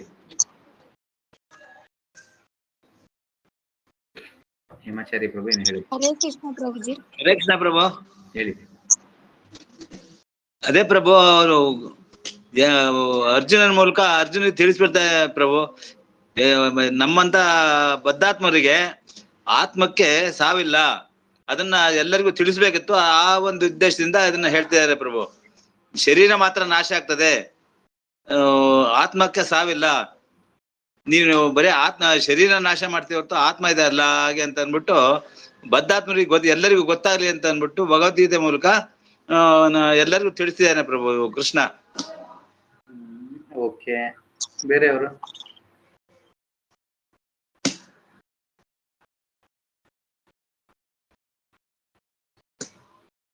ಬೇರೆ ಯಾರಾದ್ರೂ ಹೇಳ್ತಾರೆ? ಹೇಳಿ ಮಾತಾಜಿ. ಪ್ರಭು, ಅದೇ ನಮ್ಗೆ 2ನೇ ಅಧ್ಯಾಯದಲ್ಲಿ ಶ್ಲೋಕದಲ್ಲಿ ಹೇಳ್ತಾರಲ್ಲ ಪ್ರಭು, ಆತ್ಮಕ್ಕೆ ಸಾವಿಲ್ಲ ಅಂತ ಹೇಳ್ಬಿಟ್ಟು, ಅದು ಕೊಲ್ಲಕ್ಕೂ ಆಗೋದಿಲ್ಲ, ಯಾರಿಂದಲೂ ಕೊಲ್ಲಲ್ಪಡೋದಿಲ್ಲ ಅಂತ ಹೇಳ್ಬಿಟ್ಟು ಹೇಳೋದು ಆತ್ಮನೇ ಪ್ರಭು.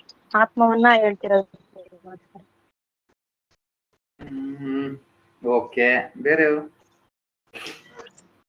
ಇಲ್ಲಿ ಆತ್ಮ ಅನ್ನೋದಲ್ಲ ಮುಖ್ಯ, ಏನ್ ಸಂದೇಶ ಕಲಿತಿದ್ದೀನಿ ನಾನು? ಹೆಂಗಪ್ಪ ಹೇಳೋದು? ಯಾವುದೋ ಒಂದು ಉದಾಹರಣೆ ಕೊಡುವಂಥದ್ದು, ಯಾವುದೋ ಉದಾಹರಣೆ ಕೊಟ್ಟು ಏನೋ ಹೇಳ್ತಾರೆ. ಉದಾಹರಣೆ ಮೈನ್ ಅಲ್ಲ, ಆ ಒಂದು ವಿಷಯಕ್ಕೆ ಆ ಉದಾಹರಣೆನ ಹೋಲಿಕೆ ಇಟ್ಕೊಂಡು ಅರ್ಥ ಮಾಡ್ಕೊಳ್ಳುವಂಥದ್ದು ಅಷ್ಟೇ. ಎಸ್ ಪ್ರವೀಣ್ ಪ್ರಭು ಹೇಳಿ. ಭಗವಂತ ಹೇಳಿದಾಗೆ ಮಮೈ ವಾಂಶ ಜೀವಲೋಕೆ ಜೀವಭೂತ ಸನಾತನ ಅಂತ ಹೇಳಿದ್ರು. ಪ್ರತಿಯೊಂದು ಜೀವಿನೂ ಭಗವಂತನ ಅಂಶ ಆದ್ಮೇಲೆ ಅದನ್ನು ಕೊಲ್ಲೋದಕ್ಕೆ ಸಾಧ್ಯನೇ ಆಗೋದಿಲ್ಲ ಆತ್ಮದ ಜ್ಞಾನದಿಂದ. ಯಾಕಂದ್ರೆ ನಾವು ದೈಹಿಕವಾಗಿ ನಾವು ದ್ವಂದ್ವಗಳಿಂದ ಕೂಡಿರ್ತೀವಿ, ಅದರಿಂದ ನಾವು ಯಾವಾಗ್ಲೂ ಅದಕ್ಕೆ ಹುಟ್ಟು ಸಾವು ಇದೆ ಅಂತ ನಾವು ನಿರ್ಧಾರ ಮಾಡ್ತೀವಿ. ಅವಾಗ ಆತ್ಮದ ದೃಷ್ಟಿಯಿಂದ ನಾವು ಪ್ರತಿಯೊಂದು ವಸ್ತುನ ವಿಷಯನ ನೋಡ್ತೀವಿ. ಆಗ ನಮ್ಗೆ ಭಗವಂತನ ಅಂಶ ಪ್ರತಿಯೊಂದು ಅಣುವಣುನಲ್ಲೂ ನಮ್ಗೆ ಪ್ರಕಟ ಅನ್ನೋದಾಗತ್ತೆ. ಓಕೆ, ಬೇರೆ ಯಾರಾದ್ರೂ ಹೇಳ್ತೀರಾ? ಇನ್ನು ಬೇರೆ ಏನಾದ್ರೂ ಇದೆಯಾ?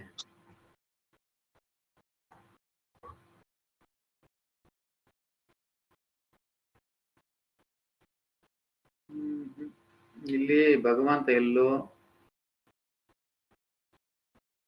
ಜಸ್ಟ್ ಅಲ್ಟಿಮೇಟ್ ಮೆಸೇಜ್ ಆತ್ಮದ ಬಗ್ಗೆ ಅಲ್ಲ, ಇಲ್ಲಿ ಹುಟ್ಟು ಸಾವಿನ ಬಗ್ಗೆನೂ ಅಲ್ಲ. ಹುಟ್ಟು ಸಾವಿನ ಬಗ್ಗೆ ಮಾತಾಡ್ತಾ ಇಲ್ಲ, ಆತ್ಮದ ಬಗ್ಗೆ ದೇಹದ ಬಗ್ಗೆ ಮಾತಾಡ್ತಾ ಇಲ್ಲ.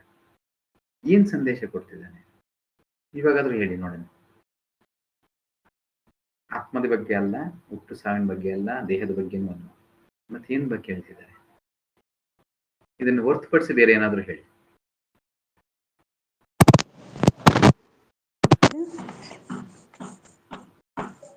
ಹರೇ ಕೃಷ್ಣ ಪ್ರಭುಜಿ, ಕೇಳಿಸ್ತಾ ಇದೆ ಪ್ರಭು? ಕೇಳಿಸ್ತದೆ ಪ್ರಭುಜಿ. ಪುನರಪಿ ಮರಣಂ ಪುನರಪಿ ಜನನಂ ಅಂತ ಅನ್ಸುತ್ತೆ ಪ್ರಭುಜಿ. ಅಂದ್ರೆ ಪ್ರತಿಯೊಂದು ಜೀವಿನೂ ಜನ್ಮ ತಾಳಿದಾದ್ಮೇಲೆ ಮತ್ತೆ ಇನ್ನೊಂದು ಜನ್ಮ ಪಡಿಬೇಕಂದ್ರೆ ಅದಕ್ಕೆ ಈ ಜನ್ಮ ಕೊನೆ ಆಗ್ಬೇಕು. ಹುಟ್ಟು ಸಾವಿನ ಬಗ್ಗೆ ಮಾತಾಡ್ತಾ ಇಲ್ಲ, ಆತ್ಮ ದೇಹದ ಬಗ್ಗೆ ಮಾತಾಡ್ತಾ ಇಲ್ಲ. ಇದನ್ನು ಹೊರತುಪಡಿಸಿ ಬೇರೆ ಹೇಳಿ. ಹರೇ ಕೃಷ್ಣ ಪ್ರಭು. ಹರೇ ಕೃಷ್ಣ ಪ್ರಭು. ಎಸ್ ಹೇಳಿ ಪ್ರಭು. ಪ್ರಭು, ಇದರಲ್ಲಿ ಭಗವಂತ ಹೇಳ್ತಾರೆ ನಿಂದೇನು ಇಲ್ಲ ನಂದೇ ಇಲ್ಲ ಅಂತ. ಬಟ್ ನಾನ್ ತಿಳ್ಕೊಳ್ತಾ ಇದ್ದೀನಿ, ನಾನು ಮಾಡ್ತಾ ಇದ್ದೀನಿ ಅಂತ ನಾನು ಅನ್ನೋದು ಬರ್ತಾ ಇದೆ ಪ್ರಭು. ನಾನು ಅನ್ನೋದು ನನಗೂ ನನ್ನ ಆತ್ಮ ನನ್ನ ಶರೀರ ಅಂತ ಬರುತ್ತೆ. ಬಟ್ ಕೃಷ್ಣನ ಪ್ರಕಾರ ಎಲ್ಲ ನಂದೇ ಅಂತ. ಆದ್ರೆ ನೀನೇನು ಮಾಡ್ತಾ ಇಲ್ಲ, ಜಸ್ಟ್ ಇವಾಗ ನಿಲ್ ಅಂತಾರೆ. ಯಾಕಂದ್ರೆ ಒಳ್ಳೇದು ನೀನ್ ಮಾಡ್ತಾ ಇಲ್ಲ, ಕೆಟ್ಟದು ನೀನ್ ಮಾಡ್ತಾ. ಒಳ್ಳೇದು ನಾನೇ ಮಾಡಿಸ್ತಾ ಇದ್ದೀನಿ, ಕೆಟ್ಟದ್ದು ನಾನೇ ಮಾಡಿಸ್ತಾ ಇದ್ದೀನಿ ಅಂತ. ಓಕೆ, ಇನ್ನು ಸೂಕ್ಷ್ಮವಾಗಿ ನಾನು ಆರಂಭದಲ್ಲಿ ನಾನು ಇದರ ಬಗ್ಗೆ ಸ್ವಲ್ಪ ಒಂದು ಡಿಸ್ಕಷನ್ ಮಾಡಿದೆ, ನಂತರನೇ ಶ್ಲೋಕಕ್ಕೆ ಬಂದೆ. ಮೊದಲು ಒಂದು ಡಿಸ್ಕಷನ್ ಅಂತ ಮಾಡಿದೆ, ಅಟ್ಲೀಸ್ಟ್ ಒಂದು 5 ನಿಮಿಷ ಮಾತಾಡಿದೆ, ಕ್ಲೂನು ಕೊಡ್ತಿದ್ದೀನಿ. ಹರೇ ಕೃಷ್ಣ ಪ್ರಭು. ಹೇಳಿ. ಹಳೆ ಅದ ಆತ್ಮವು ಹಳೇದಾದ ಶರೀರವನ್ನು ಬಿಟ್ಟು ಹೊಸ ಶರೀರವನ್ನು ಪಡೆಯುತ್ತೆ. ಅದು ದೇಹ ಹಳೇದಾಗಿರುತ್ತೆ, ಅವಾಗ ಮತ್ತೆ ಹೊಸದನ್ನ ತಗೊಳಕ್ಕೋಸ್ಕರ. ಮತ್ತೆ ನನಗೆ ಗೊತ್ತಿರೋ ಮಟ್ಟಿಗೆ ಇಲ್ಲಿ ಯಾರು ಕ್ಲಿಯರ್ ಆಗಿ ಕೇಳಿಸ್ಕೊಂಡ್ರೆ ಮಾತು ಹೇಳಿದೆ. ಇರಿ ಒಂದು ನಿಮಿಷ. ಹುಟ್ಟು ಸಾವಿನ ಬಗ್ಗೆ ಇಲ್ಲ, ಆತ್ಮ ದೇಹದ ಬಗ್ಗೆ ಇಲ್ಲ, ಇದನ್ನ ಬಿಟ್ಟು ಬೇರೆ ಏನಾದ್ರು ಹೇಳಿ ಅಂದೆ. ಹರೇ ಕೃಷ್ಣ ಪ್ರಭು. ಎಸ್ ಪ್ರಭು, ನಾವು ಮಾಡೋ ಕರ್ತವ್ಯ ಮುಖ್ಯ. ಅಂದ್ರೆ ಹುಟ್ಟು ಅದು ಸಾಯೋದು ಸಾಯಿಸೋದು ಅದು ಮುಖ್ಯ ಅಲ್ಲ ಅಲ್ಲಿ. ಯಾಕೆಂದ್ರೆ ಅದು ಪರಮಾತ್ಮ ಅಂಶ. ಅದು ಯಾವತ್ತು ಸಾವು ಇಲ್ಲ, ಏನಿಲ್ಲ. ನಾವು ಮಾಡೋ ಕರ್ತವ್ಯ ಮುಖ್ಯ, ಧರ್ಮ ಮುಖ್ಯ ಅನ್ನೋದು ಸಂದೇಶ. ಪರ್ಫೆಕ್ಟ್ ಆಗಿ ಹೇಳಿದ್ರಿ. ಕರ್ತವ್ಯ ಅಷ್ಟೇ, ಅದ್ರ ಬಗ್ಗೆ ಇಲ್ಲಿ ಹೇಳ್ತಿದ್ದಾರೆ. ಇವಾಗ ನೆಕ್ಸ್ಟ್ ಪಾಯಿಂಟ್, ಕರ್ತವ್ಯ ಅಂದ್ರೆ ಏನ್ ಮಾಡ್ಬೇಕು ಅಂತ ಹೇಳ್ತಿದ್ದಾನೆ.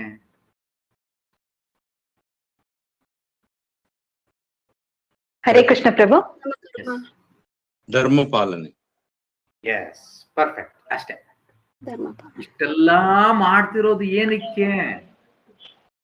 ಅವ್ರವ್ರ ಕರ್ತವ್ಯವನ್ನ ಮಾಡೋದು. ಅವ್ರವ್ರ ಕರ್ತವ್ಯ ಅಂದ್ರೆ ಏನು? ಧರ್ಮದ ಸ್ಥಾಪನೆ ಅಷ್ಟೇ.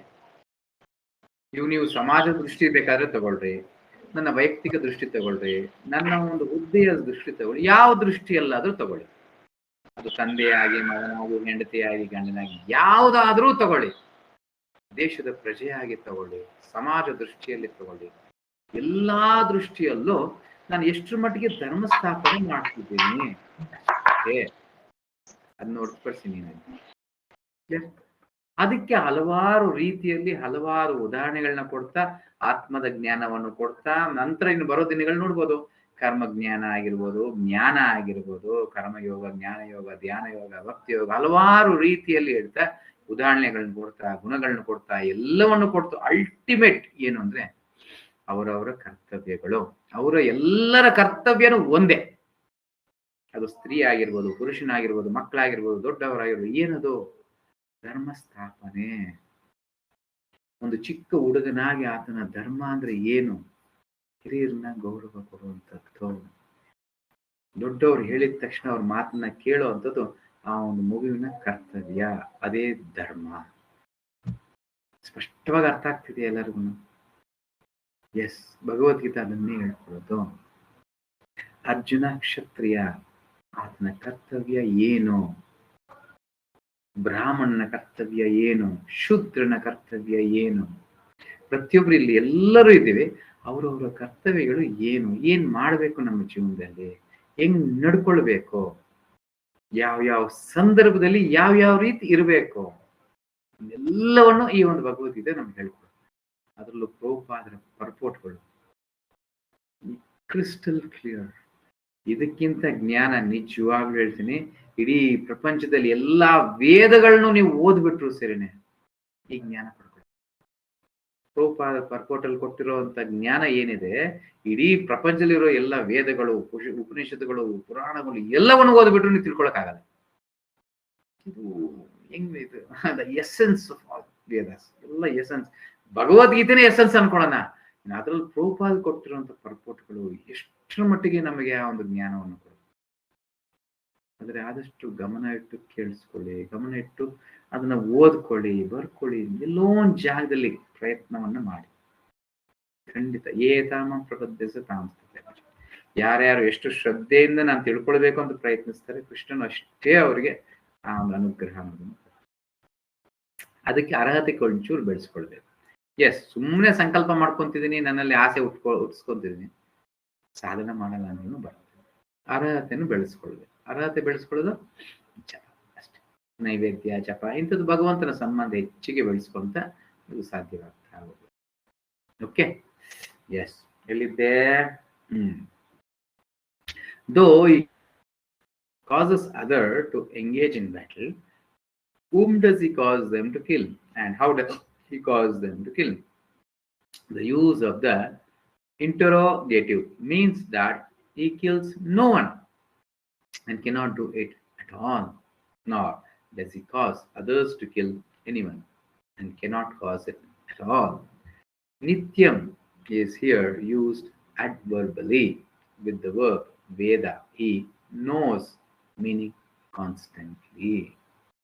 ಈ ಒಂದು ಜ್ಞಾನವನ್ನು ತಿಳ್ಕೊಂಡಿರುವಂತ ವ್ಯಕ್ತಿ, ಆತ್ಮ ಸಾಕ್ಷಾತ್ಕಾರ ನಿತ್ಯಂ, ನಿತ್ಯವಾಗಿರುವಂಥದ್ದು ಅಂದ್ರೆ ಸದಾ ಅದೇ ಒಂದು ಪ್ರಜ್ಞೆಯಲ್ಲಿರುವಂತ ವ್ಯಕ್ತಿ, ಆತ್ಮ ಸಾಕ್ಷಾತ್ಕಾರ ಹೊಂದಿರುವಂತ ವ್ಯಕ್ತಿ ಯಾವತ್ತಿಗೂ ಇಂಥ ಒಂದು ಚಿಕ್ಕ ತಪ್ಪುಗಳನ್ನ ಮಾಡಕ್ ಆಗೋದಿಲ್ಲ. ಕ್ಲಿಯರ್? ಆತನ ಜೀವನದ ಪ್ರತಿಯೊಂದು ನಿರ್ಧಾರ, ಇನ್ನು ಹೇಳ್ಬೇಕಂದ್ರೆ ದೊಡ್ಡ ಮಾತುಗಳು, ಬಟ್ ಸ್ಟಿಲ್ ಸಾಕ್ಷಾತ್ ಕೃಷ್ಣನ ನಿರ್ಧಾರಗಳಾಗಿರುತ್ತೆ.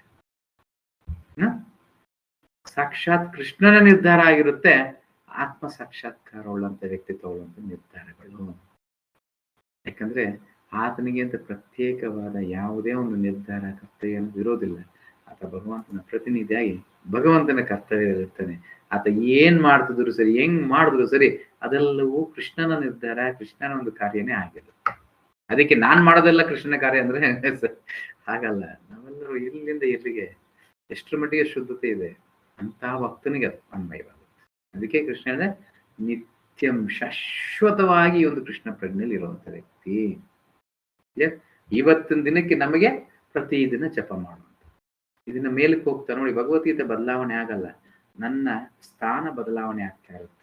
ಇವತ್ತು 16 ಮಾಲೆ ಮಾಡ್ತಿದ್ದೀನಿ ನಾನು, ನಾಳೆ 25ಕ್ಕೆ ಬಂದಿರ್ತೀನಿ, ನಾಡಿದ್ದು 64ಕ್ಕೆ ಬಂದಿರ್ತೀನಿ, ನಂತರ 108ಕ್ಕೆ ಬಂದಿರ್ತೀನಿ, ನಂತರ ಹರಿದಾಷ್ಟ ಕೊಡ್ತಾರೆ ಇರ್ತೀನಿ, 192 ಮಾಲೆ ಮಾಡ್ತಿರ್ತೀನಿ, 24 ಗಂಟೆನೂ ಕುಂತ್ರೆ ನಿಂತ್ರೆ ಕೃಷ್ಣ ಅಂತಿರ್ತೀನಿ.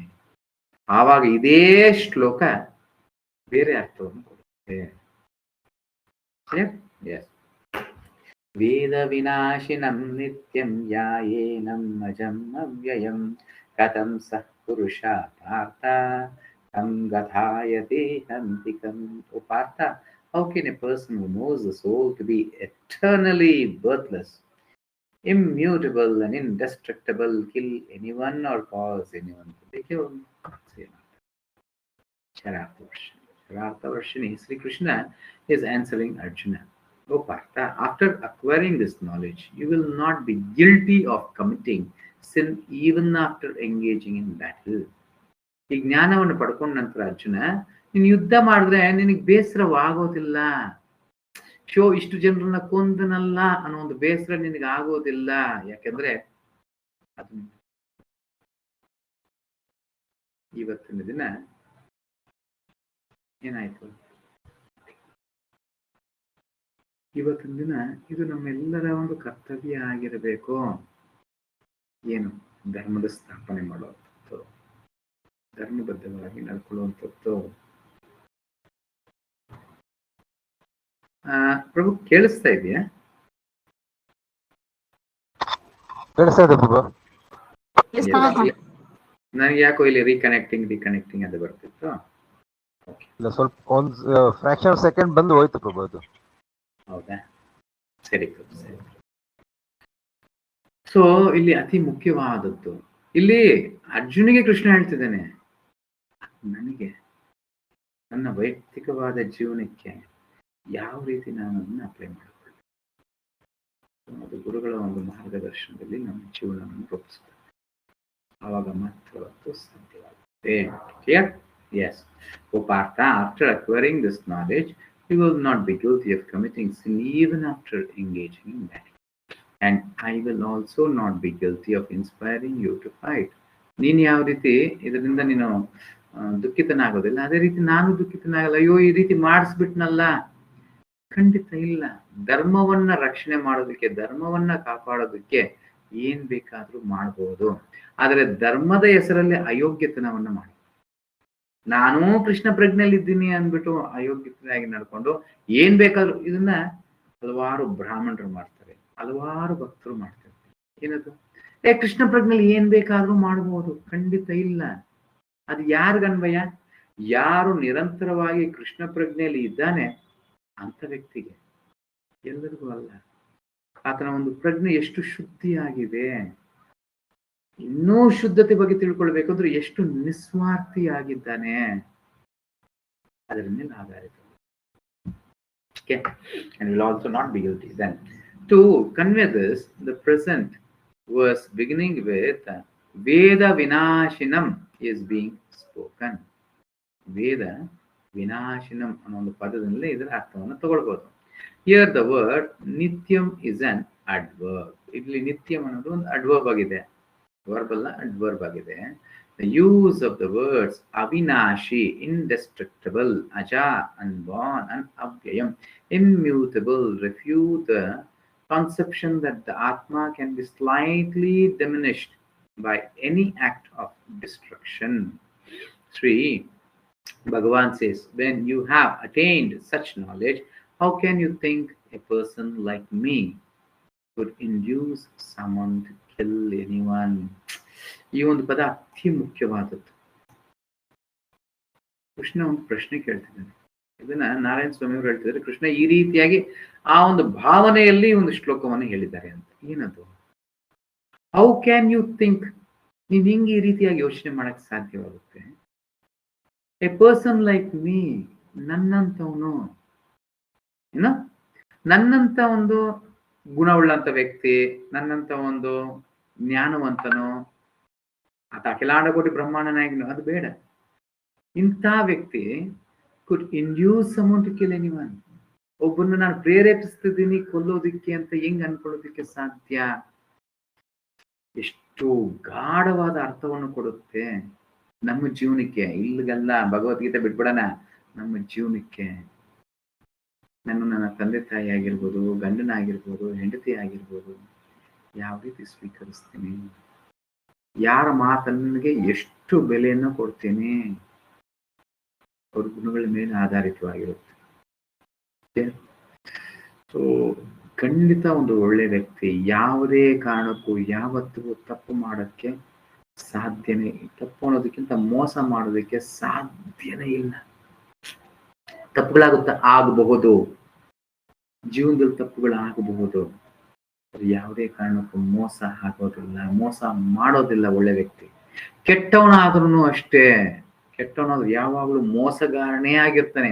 ಆತ ಎಷ್ಟೇ ಒಳ್ಳೆಯ ಮಾತುಗಳನ್ನ, ಮೃದುವಾದ ಮಾತುಗಳಿಂದ ನಮ್ಮನ್ನ ಏನೆಲ್ಲ ಮಾಡಿದ್ರು, ಆತ ಕೆಟ್ಟವನು ಅಂದ ಮೇಲೆ ಆತನ ಆಲೋಚನೆಗಳು ನಮ್ಮನ್ನ ಕೆಟ್ಟದ್ದು ಮಾಡೋದೇ ಆಗಿರುತ್ತೆ.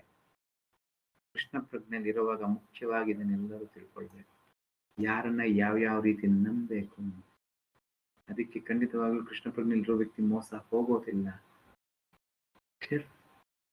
ಸೊ ಹೆಂಗೆ ಹೇಳೋಣ, ಉದಾಹರಣೆಗೆ ನಮ್ಮ ಒಂದು ದೇಶದ ಬಗ್ಗೆ ತಗೊಂಡ್ರು ಅಷ್ಟೇ, ರಾಜನಾದ ವ್ಯಕ್ತಿ ಎಂತ ಒಂದು ಗುಣವುಳ್ಳವನಾಗಿದ್ದಾನೆ.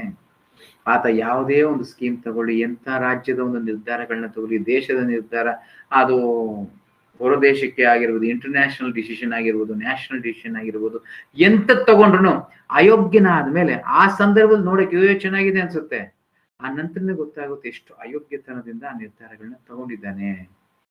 ಅದರ ಒಂದು ಯೋಗ್ಯವಾದ ವ್ಯಕ್ತಿ ಆತ ತಪ್ಪು ಮಾಡಲು ಆಗುತ್ತೆ, ತಪ್ಪುಗಳಾಗುತ್ತೆ, ಆದ್ರೆ ಯಾವುದೇ ಕಾರಣಕ್ಕೂ ಮೋಸ ಮಾಡುವ ಒಂದು ದೃಷ್ಟಿಯಲ್ಲಿ ಇರೋದಿಲ್ಲ. ಅತಿ ಮುಖ್ಯವಾಗುತ್ತೆ. ಅದಕ್ಕೆ ಭಗವದ್ಗೀತೆ ಅರ್ಥ ಮಾಡ್ಕೊಳ್ಬೇಕು ಅಂದ್ರೆ ಮೊದಲು ಕೃಷ್ಣನ ಬಗ್ಗೆ ತಿಳ್ಕೊಳ್ಬೇಕು. ಕೃಷ್ಣನು ಯಾರು, ಅದಕ್ಕೆ ಪ್ರಸ್ತಾವನೆ ಅನ್ನೋದು ಮಾಡ್ತಿರ್ತಾನೆ 11ನೇ ಅಧ್ಯಾಯದಲ್ಲಿ. ಏನು? ದೇವಾದಿದೇವೋತ್ತಮ ಪರಮ ಪುರುಷನು ಅಖಿಲ ಅಂಡಕೋಟಿ ಬ್ರಹ್ಮಾಂಡ ನಾಯಕನು ಶ್ರೀಕೃಷ್ಣನು ಅನ್ನೋದು ಮೇಲೆ ನಾನು ಸ್ವೀಕಾರ ಮಾಡಿದ ನಂತರನೇ ಈ ಭಗವದ್ಗೀತೆಯಲ್ಲಿರೋ ಪದಗಳಿಗೆ ಒಂದು ಅರ್ಥ, ಒಂದು ಮೌಲ್ಯ, ತೂಕ ಅನ್ನೋದು ಬರುತ್ತೆ. ಇಲ್ಲಾಂದ್ರೆ ಅದು ಸಾಧಾರಣ ಪುಸ್ತಕ ಆಗೋಗುತ್ತೆ. ಎಲ್ಲಿವರೆಗೂ ಕೃಷ್ಣ ನನ್ನ ಜೀವನದಲ್ಲಿ ಎಷ್ಟರ ಮಟ್ಟಿಗೆ ಸ್ವೀಕರಿಸ್ತೀನಿ ಅಷ್ಟರ ಮಟ್ಟಿಗೆ ಮಾತ್ರನೇ ಒಂದು ಭಗವದ್ಗೀತೆ ಅರ್ಥ ಆಗುತ್ತೆ. ಎಷ್ಟರ ಮಟ್ಟಿಗೆ ನಾನು ಕೃಷ್ಣನಿಗೆ ಶರಣಾಗತಿ, ಯಾವ ದೃಷ್ಟಿಯಲ್ಲಿ ಕೃಷ್ಣ ನೋಡ್ತಿದ್ದೀನಿ, ಎಷ್ಟರ ಮಟ್ಟಿಗೆ ಪರಿಪೂರ್ಣತೆ ನನ್ನಲ್ಲಿದೆ, ಇದ್ರ ಮೇಲೆ ಆಧಾರಿತವಾಗಿರುತ್ತೆ ನಾನು ಇಲ್ಲಿ ಅರ್ಥ ಮಾಡ್ಕೊಳ್ಳೋ ಶಕ್ತಿಯನ್ನು ಪಡ್ಕೊಳ್ಬೇಕು. In the same way, how can a person like you kill someone or cause someone to be killed? ಅದೇ ರೀತಿನೇ ಯೋಗ್ಯನಾದ ವ್ಯಕ್ತಿ ನೀನು. ಬರುವ ದಿನಗಳು ಹೇಳ್ತಾನೆ, ಒಂದು ಅರ್ಜುನ ಯೋಗ್ಯತೆಯ ಬಗ್ಗೆ ಕೃಷ್ಣನು ಹೇಳ್ತಾನೆ. ಎಷ್ಟು ಸಂಸ್ಕಾರವಂತನಾದವನು. 14ನೇ ಅಧ್ಯಾಯದಲ್ಲಿ ಹೋಗಿ ಹೇಳ್ತಾನೆ, ನೀನು ಧರ್ಮಬದ್ಧವಾದವನು. ನೀನು ಅವಾಗ ನಾನು ಬೇರೆ ಪದ, ಗರ್ಭದಾನ ಸಂಸ್ಕಾರದಿಂದ ನೀನು ಹುಟ್ಟಿದ್ಯಾ, ಅದಕ್ಕೆ ತಪ್ಪು ಮಾಡಕ್ ಸಾಧ್ಯನೇ ಇಲ್ಲ. ಮಾವಿನ ಮರದ ಬೀಜವನ್ನು ಎಲ್ಲಿ ಹಾಕಿದ್ರು ಸರಿ ಆ ಮರದಲ್ಲಿ ಮಾವಿನ ಹಣ್ಣು ಬರುತ್ತೆ ಹೊರತುಪಡಿಸಿ ಬೇರೆ ಯಾವುದೇ ಒಂದು ಬೇವಿನ ಮರದ ಹಣ್ಣು ಬರಲ್ಲ. ಕರೆಕ್ಟ್? Very simple. ಎಸ್, ಆ ರೀತಿ ಕೃಷ್ಣ ಪ್ರಜ್ಞೆಯಲ್ಲಿರುವಂತ ವ್ಯಕ್ತಿ, ಭಗವದ್ಗೀತೆ ಜ್ಞಾನದಲ್ಲಿರುವಂತ ವ್ಯಕ್ತಿ ಪರಿಪೂರ್ಣತೆ ಅನ್ನೋದನ್ನು ಹೊಂದುತ್ತಾನೆ. ಅದರಲ್ಲಿ ಯಾವುದೇ ಒಂದು ಸಂಶಯ ಅನ್ನೋದು ಇಲ್ಲ. ಕ್ಲಿಯರ್? ಓಕೆ. ಇನ್ನ ನಾಳೆ ಅಲ್ಲ, ಸೋಮವಾರ 22ನೇ ಶ್ಲೋಕದಿಂದ ಮುಂದುವರಿಸೋಣ. ಓಕೆ. ಹರೇ ಕೃಷ್ಣ. ಇವಾಗ ಯಾರಿಗಾದ್ರೂ ಪ್ರಶ್ನೆಗಳಿದ್ರೆ ಕೇಳಿ.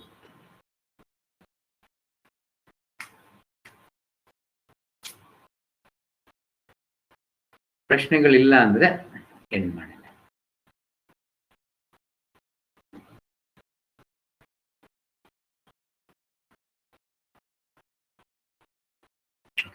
ಪ್ರಶ್ನೆಗಳಿಲ್ಲ. ಹರೇ ಕೃಷ್ಣ. ಎಲ್ಲರಿಗೂ ಧನ್ಯವಾದ ಇವತ್ತಿನ ಅಧಿವೇಶನದಲ್ಲಿ ಪಾಲ್ಗೊಳ್ಳೋದಕ್ಕೆ. ಒಂದು ಬಾರಿ ಹರೇ ಕೃಷ್ಣ ಮಹಾಮಂತ್ರವನ್ನು ಹೇಳ್ತಾ, ಹರೇ ಕೃಷ್ಣ ಕೃಷ್ಣ ಕೃಷ್ಣ ಹರೇ ಹರೇ, ಹರೇ ರಾಮ ರಾಮ ರಾಮ ಹರೇ ಹರೇ. ವಂಶಾಕಲ್ಪತರುಭ್ಯಶ್ಚ ಕೃಪಾ ಸಿಂಧುಭ್ಯೇವ ಚ ಪತಿತಾನಾಂ ಪಾವನೇಭ್ಯೋ ವೈಷ್ಣವೇಭ್ಯೋ ನಮೋ ನಮಃ. ಅನಂತಕೋಟಿ ವೈಷ್ಣವೇಂದ್ರ ಕಿ ಜೈ, ತತ್ಪ್ರಪಾಂಶಯ ಗುರುಪಾದ್ ಕಿ ಜೈ, ಭಯತಪಾನ್ ಗುರು ಮಹಾರಾಜ್ ಕಿ ಜೈ. ಗೋಪ್ರಮನಂತೆ ಹರಿ ಹರಿ ಗೋ. ಎಲ್ಲರೂ ಒಂದು ಬಾರಿ ಹರೇ ಕೃಷ್ಣ ಅಂತ ಹೇಳ್ತಾ ಅಧಿವೇಶನವನ್ನು ಬಿಡಬಹುದು. ಹರೇ ಕೃಷ್ಣ. ಹರೇ ಕೃಷ್ಣ. ಹರೇ ಕೃಷ್ಣ.